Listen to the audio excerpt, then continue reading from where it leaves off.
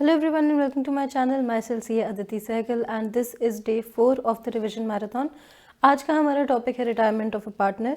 हम revision marathon चला रहे हैं शॉर्ट में समझाओ series for class 12th accountancy और 3 दिन हो चुके हैं. हम कवर कर चुके हैं फंडामेंटल्स, गुडविल और चेंज इन पीएसआर और एडमिशन. और आज का हमारा टॉपिक है retirement of a partner. Video शुरू करने से पहले वही अनाउंसमेंट्स, इस चैप्टर की भी डिटेल्ड लेक्चर मैंने अपने चैनल पर अपलोड किया है. प्रॉपर में समझाओ प्लेलिस्ट में भी अवेलेबल है. आई बटन पे क्लिक करेंगे तो वहाँ पर भी आपको लिंक मिल जाएगा. अगर आपको कहीं पर भी लगता है कि इस चैप्टर को आपको डिटेल में समझना है तो आप उस वीडियो को क्लिक करके अपने सारे डाउट्स वहाँ से क्लियर कर सकते हैं. ये सिर्फ रिविजन पर्पसेस के लिए है, आपके सारे कॉन्सेप्ट्स एक बार ब्रश अप करने के लिए. Announcement number 2, we are on Instagram, learn commerce with C Aditi नाम से ही मेरा चैनल है. तो मेक श्योर डिस्क्रिप्शन बॉक्स में लिंक है, जाकर आप मुझे फॉलो कीजिए and you can connect with me, share your feedback, doubts etcetera. So without further ado let's get started with the video. Retirement of a partner admission से बिल्कुल उल्टा है. ठीक है, एडमिशन में एक पार्टनर आता है, रिटायरमेंट में पार्टनर जा रहा है. जा कैसे रहा है? अपनी मर्जी से जा रहा है, सब पार्टनर्स ने अग्री किया था. ठीक है, तो पार्टनर रिटायर हो रहा है, जा रहा है. ठीक है, अब एडमिशन में जब नया पार्टनर आता है तो उसको अकोमोडेट करने के लिए सब पार्टनर्स अपना शेयर, कुछ शेयर सैक्रिफाइस करते हैं. सब पार्टनर्स या कुछ पार्टनर्स अपना शेयर सैक्रिफाइस करते हैं, राइट. अब अगर पार्टनर रिटायर हो रहा है, जा रहा है, दैट मीन्स कि उसका जो शेयर था वो बचे हुए पार्टनर्स आपस में बांट लेंगे. दैट मीन्स वो गेन करेंगे. तो रिटायरमेंट ऑफ अ पार्टनर में हम गेनिंग रेशो कैलकुलेट करते हैं. गेनिंग रेशो क्यों कैलकुलेट करते हैं? क्योंकि एक बंदा जा रहा है तो उसके प्रॉफिट्स बचे हुए पार्टनर्स जो हैं वो शेयर करेंगे. ठीक है, तो वही स्टेप्स हैं रिटायरमेंट ऑफ पार्टनर में भी. सबसे पहले आप न्यू पीएसआर कैलकुलेट करेंगे, गेनिंग रेशियो कैलकुलेट करेंगे, गुडविल की ट्रीटमेंट करेंगे, रिवैल्यूएशन ऑफ एसेट्स लायबिलिटीज करेंगे, distribution of accumulated profits reserves करेंगे और कैपिटल अकाउंट्स और बैलेंस शीट बनाएंगे. ठीक है, तो सबसे पहले नई पीएसआर की हम कैलकुलेशन देख लेते हैं. अगर कोई इन्फॉर्मेशन नहीं दी है क्वेश्चन में, that means old ratio is equal to new ratio. मतलब जैसे सपोज अगर ए बी सी 3 पार्टनर्स थे, ठीक है, 2:2:1 में, और बोलते हैं कि बी रिटायर हो गया और कोई इन्फॉर्मेशन नहीं दी, दैट मीन्स ए और सी की एग्जिस्टिंग रेशो क्या, न्यू प्रॉफिट शेयरिंग रेशो क्या हो जाएगी? उनकी एग्जिस्टिंग रेशो दैट इज 2:1. ठीक है, केस नंबर 2 बोल रहा है कि retiring partner share is taken in agreed ratio. Retiring partner का शेयर पुराने पार्टनर्स ने अग्रीड रेशो में दिया. फॉर एग्जांपल अगर ओल्ड रेशो 5:3:2 थी और बी का share is taken by A and C in the ratio 2:1. B retire हुआ, बी का शेयर जो है 2:1 में ले रहे हैं ए और सी. सबसे पहले बी का शेयर है कितना? 3/10. तो 3/10 का 2/3 हिस्सा ए ले रहा है और बी का 3/10 शेयर का 1/3 हिस्सा जो है वो सी ले रहा है. ठीक है, तो सबसे पहले हम देख लेंगे कि ए कितना ले रहा है 3/10 इंटू 2/3 और सी कितना ले रहा है 3/10 इंटू 1/3. ठीक है, वो कैलकुलेट कर लिया. और ये शेयर जब हम इन ए और सी के एग्जिस्टिंग शेयर्स में ऐड कर देंगे तो वो उन लोगों का न्यू शेयर बन जाएगा और वहां से हम न्यू रेशो कैलकुलेट कर लेंगे. ठीक है, ये हो गया न्यू रेशो कैलकुलेट करने का तरीका. दूसरा स्टेप हमारा क्या होता है? Gaining ratio. Now ideal formula for gaining ratio is new ratio minus old ratio. ठीक है, new ratio minus old ratio is equal to gaining ratio. However अगर क्वेश्चन साइलेंट है तो gaining ratio is equal to existing ratio. ठीक है, old ratio is gaining ratio. जैसे यहाँ पर अगर क्वेश्चन साइलेंट था, कुछ भी नहीं दिया होता, तो gaining ratio between A and C will also be 2:1. ठीक है, ये हो गया हमारा न्यू पीएसआर और गेनिंग रेशो निकालने का. अब देखो मैंने आपको बताया था कल वाले लेक्चर में कि एडमिशन ऑफ पार्टनर के केस में हम सैक्रिफाइसिंग पार्टनर्स को क्यों कॉम्पनसेट करते हैं, है ना, बाय प्रीमियम ऑफ गुडविल. अब गुडविल मैंने आपको बताया था क्या होता है कि पास्ट में एफर्ट्स डाले थे उसका फ्यूचर में हमें बेनिफिट मिलता है. अब रिटायरिंग पार्टनर के केस में तीनों पार्टनर, मतलब जैसे सपोज 3 पार्टनर्स हैं, ठीक है, और एक पार्टनर उनमें से रिटायर हो रहा है, तो रिटायरिंग पार्टनर के केस में क्या होता है कि एफर्ट्स तो तीनों ने मिलकर डाले थे और अब आज की डेट में एक partner bye bye, tata bye bye कह रहा है. ठीक है, right, that does not mean कि वो अपने पास्ट एफर्ट्स के फ्यूचर बेनिफिट को भी टाटा बाय बाय कर देगा. वो बोलेगा भाई देखो मैंने भी पास्ट एफर्ट्स डाले थे और मेरे जाने के बाद तुम्हें इसका फायदा होगा, तो आज की डेट में कैलकुलेट करो कि फ्यूचर में टोटल फायदा कितना होगा और उसमें से मेरा शेयर मुझे दे के फिर मुझे टाटा बाय बाय बोलो. ठीक है, तो हम कॉम्पनसेट करते हैं आउटगोइंग पार्टनर को, रिटायरिंग पार्टनर को कॉम्पनसेट करते हैं for his share of goodwill, और वो कॉम्पनसेट कौन करता है? Gaining partners.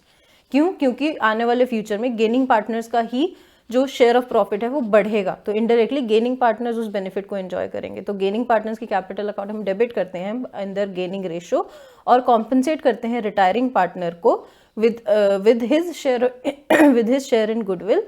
और अगर कोई सैक्रिफाइसिंग पार्टनर है, जैसे सपोज 4 पार्टनर्स हैं, ठीक है, उसमें से एक पार्टनर रिटायर हो रहा है और कैलकुलेशन करके हमें पता चला कि डी का शेयर ऑफ प्रॉफिट्स एक्चुअली कम हो रहा है नए अरेंजमेंट में, तो सैक्रिफाइसिंग पार्टनर को भी हम जो है कॉम्पनसेट करेंगे, ठीक है।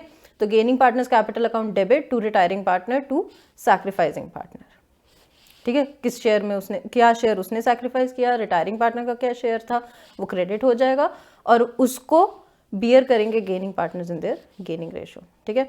अगर existing goodwill is appearing in books, तो सबसे पहले वो गुडविल राइट ऑफ होगी in old profit sharing ratio, और उसके बाद गेनिंग पार्टनर्स जो है कॉम्पनसेट करेंगे रिटायरिंग एंड और सैक्रिफाइसिंग पार्टनर को, अगर कोई सैक्रिफाइसिंग पार्टनर है, ठीक है।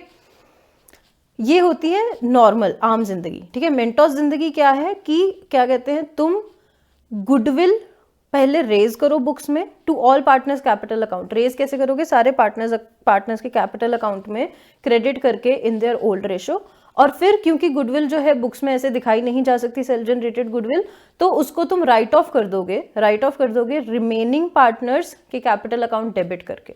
एंट्री डालोगे remaining partners capital account debit to goodwill in their new ratio, ठीक है। एक तो मेंटोस जिंदगी ये है। दूसरी मेंटोस जिंदगी क्या है कि तुम पहले गुडविल रेज करो और उतनी ही रेज करो जितना रिटायरिंग पार्टनर का शेयर है, और एंट्री डालो goodwill account debit to retiring partners capital account, कि रिटायरिंग पार्टनर के कैपिटल अकाउंट में क्रेडिट कर दिया उसका गुडविल का शेयर गुडविल रेज करके, और फिर ये जो गुडविल रेज की है तुमने, इसको राइट ऑफ करो through old partners capital accounts in their gaining ratio. Old partners capital accounts debit to goodwill in their gaining ratio. Indirectly entry वही पास कर रहे हैं, old gaining partners capital account debit to retiring partners capital account, ठीक है। कान यहाँ से नहीं, यहाँ से पकड़ रहे हैं, ठीक है। एक और कॉन्सेप्ट है हिडन गुडविल का। Suppose after all the adjustments retiring partner को हमारी पेमेंट बन रही थी, ठीक है, पेमेंट बन रही थी करनी 2,20,000, हमने उसको पे किया 2,50,000, payment more than balance in capital account of retiring partner, ठीक है। आफ्टर ऑल एडजस्टमेंट्स पेमेंट इतनी करनी बन रही थी, हमने इतनी कर दी, तो ये जो 30,000 हमने एक्स्ट्रा पेमेंट करी, this is hidden goodwill. Access payment is hidden goodwill, और इसकी एंट्री कैसे पास करेंगे? Gaining partners capital accounts debit in their gaining ratio two retiring partners capital account, ठीक है। गुडविल की एडजस्टमेंट कर दी।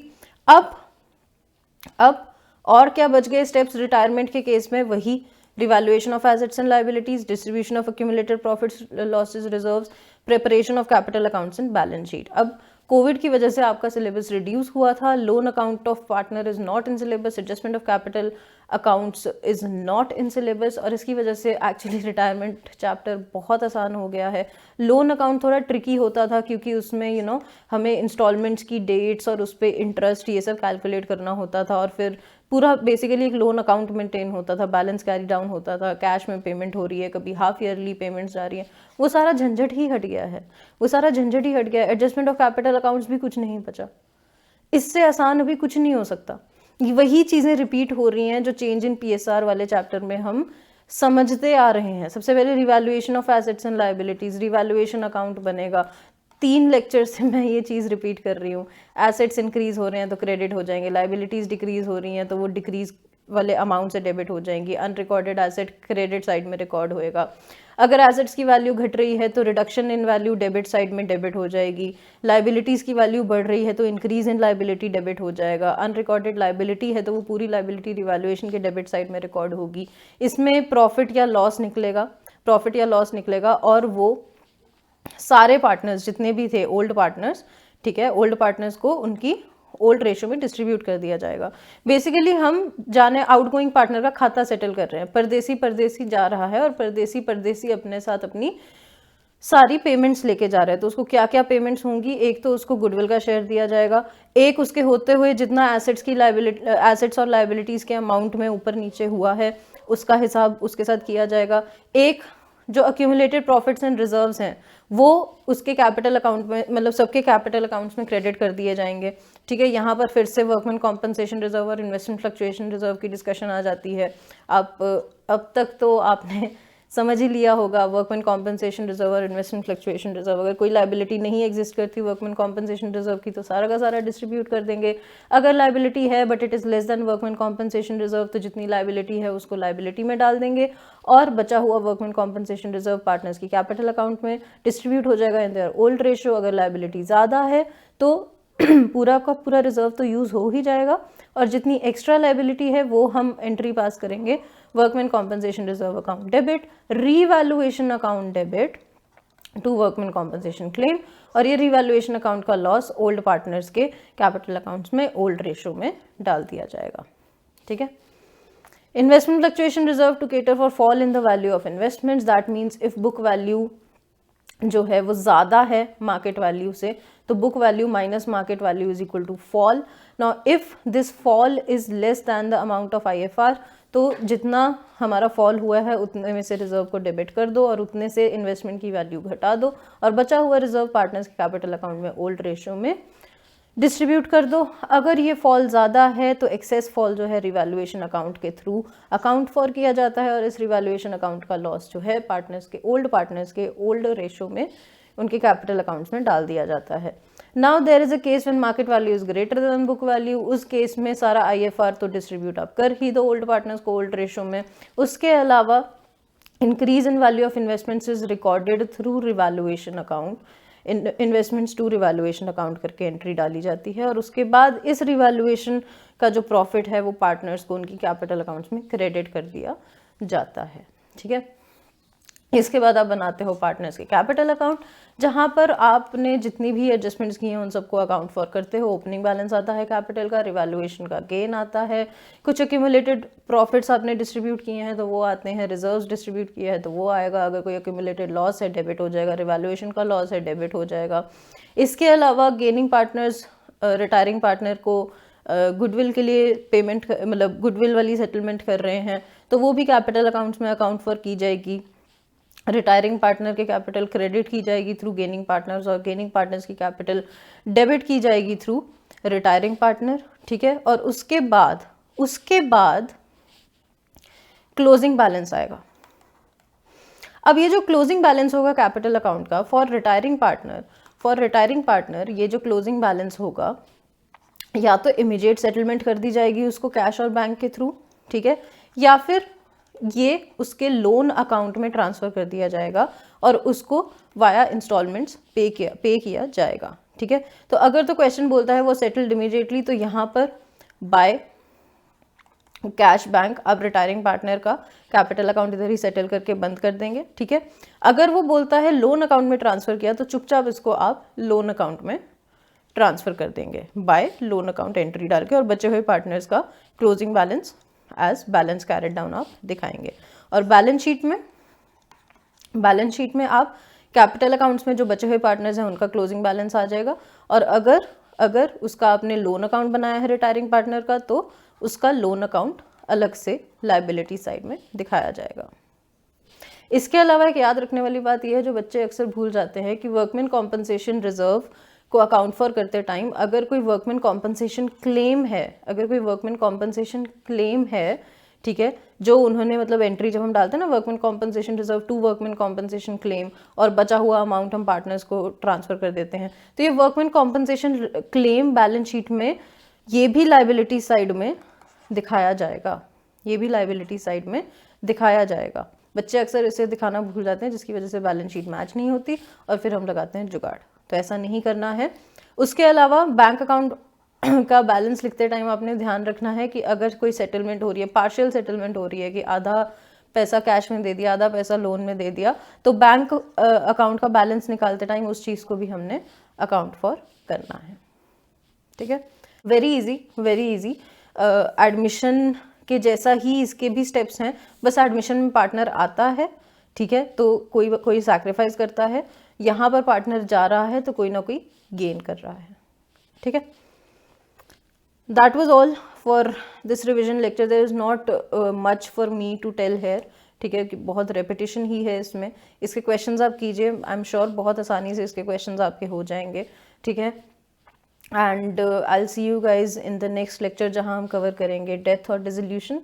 एंड डिसोल्यूशन में actually there is something new, वहाँ पर हम रियलाइजेशन अकाउंट बनाते हैं, और डेथ में जो नया है करने वाला, that is calculation of profits till date of death. So I'll see you guys in the next lecture. Till then, bye bye, stay safe.